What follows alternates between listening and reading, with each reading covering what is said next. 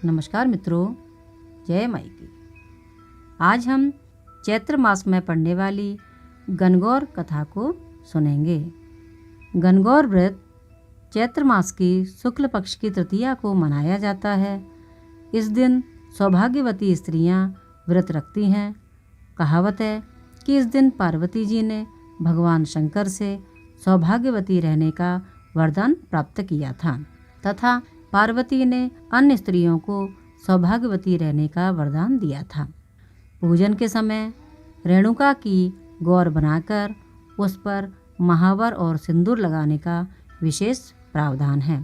चंदन, अक्षत, धूप बत्ती, दीप, नैवेद्य से पूजन करके भोग लगाया जाता है।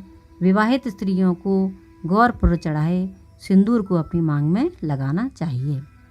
गणगौर व्रत की कथा। एक बार भगवान शंकर पार्वती जी एवं नारद जी के साथ भ्रमण करने हेतु चल दिए। वे चलते चलते चैत्र शुक्ल तृतीया को एक गांव में पहुँचे। उनका आना सुनकर ग्राम की निर्धन स्त्रियां उनके स्वागत के लिए थालियों में हल्दी अक्षत लेकर पूजन हेतु तुरंत पहुँच गईं।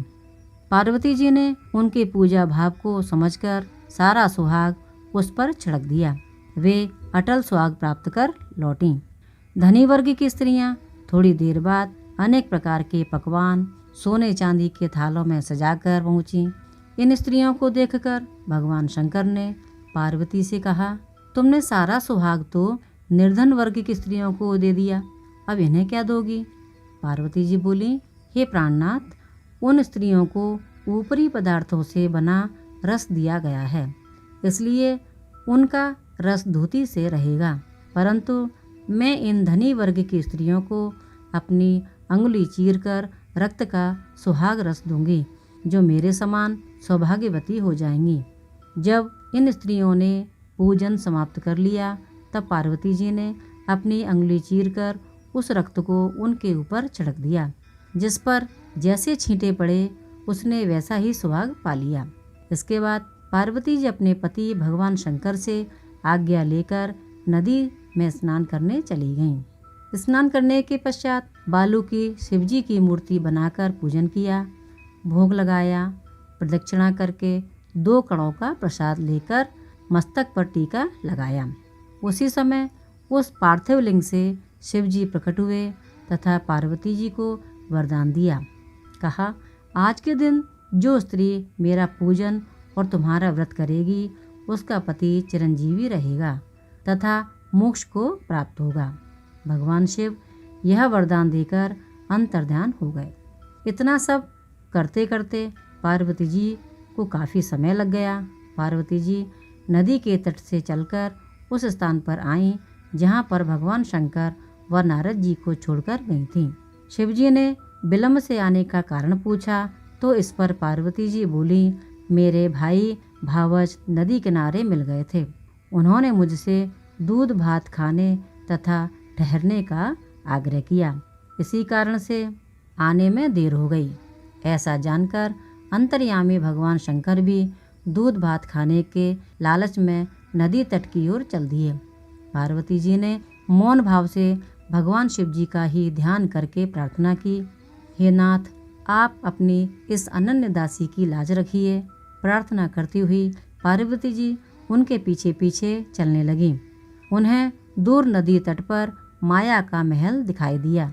वहाँ महल के अंदर शिवजी के साले तथा शैलज ने शिव पार्वती जी का स्वागत किया। वे 2 दिन वहाँ रहे। तीसरे दिन पार्वती जी ने शिवजी से चलने के लिए कहा तो भगवान शिव चलने को तैयार न हुए। तब पार्वती जी उठकर अकेले ही चल दी। ऐसी परिस्थिति में भगवान शिव को भी पार्वती के साथ चलना पड़ा। नारद जी भी साथ साथ चल दिए। चलते चलते भगवान शंकर बोले, मैं तुम्हारे मायके में अपनी माला भूल आया हूँ। माला लाने के लिए पार्वती जी तैयार हुई तो भगवान ने पार्वती जी को ना भेजकर नारद जी को भेजा। पर वहाँ पहुँचने पर नारद जी को कोई महल नजर नहीं आया। वहाँ दूर दूर तक जंगल ही जंगल था। सहसा बिजली कौंधी। नारद जी को शिवजी की माला एक पेड़ पर टंगी दिखाई दी। नारद जी ने माला उतारी और शिवजी के पास पहुंचकर यात्रा कर कष्ट बताने लगे। शिवजी हंसकर कहने लगे, यह सब पार्वती की ही लीला है। इस पर पार्वती जी बोली, मैं किस योग्य हूँ, यह सब आपकी ही कृपा है। ऐसा जानकर महर्षि नारद जी से माता पार्वती तथा उनके पतिव्रत प्रभाव से उत्पन्न घटना की मुक्त कंठ से प्रशंसा की। जहाँ तक उनके द्वारा पूजन की बात को छुपाने का प्रश्न है, यह भी उचित ही जान पड़ता है, क्योंकि पूजा छिपाकर ही करनी चाहिए। यह कहकर नारद मुनि तो भगवान शिव एवं माता गौरा को प्रणाम करके देवलोक को चले गए और शिव पार्वती प्रसन्न मुद्रा में कैलाश की ओर चल पड़े। श्री सीता जी ने गौरा जी की पूजा करके ही मनोवांछित फल प्राप्त किया था, जैसा कि रामायण में लिखा है। जय जय जय गिरिराज किशोरी, जय महेश मुख चंद चकोरी, जय गज बदन सडानन माता, जगत जननी दामिनी इति गाता। क्योंकि पार्वती जी ने इस व्रत को छिपाकर किया था, उसी परंपरा के अनुसार आज भी पूजन के अवसर पर पुरुष उपस्थित नहीं रहते हैं। बोलिए शिव शंकर भगवान की जय, पार्वती महारानी की जय, गणगौर मैया की जय। तो ये थी गणगौर व्रत कथा। अगर आपको ये वीडियो अच्छी लगी हो तो इस वीडियो को लाइक करें, शेयर करें और दिव्य आस्था चैनल को सब्सक्राइब जरूर करें। बहुत बहुत धन्यवाद।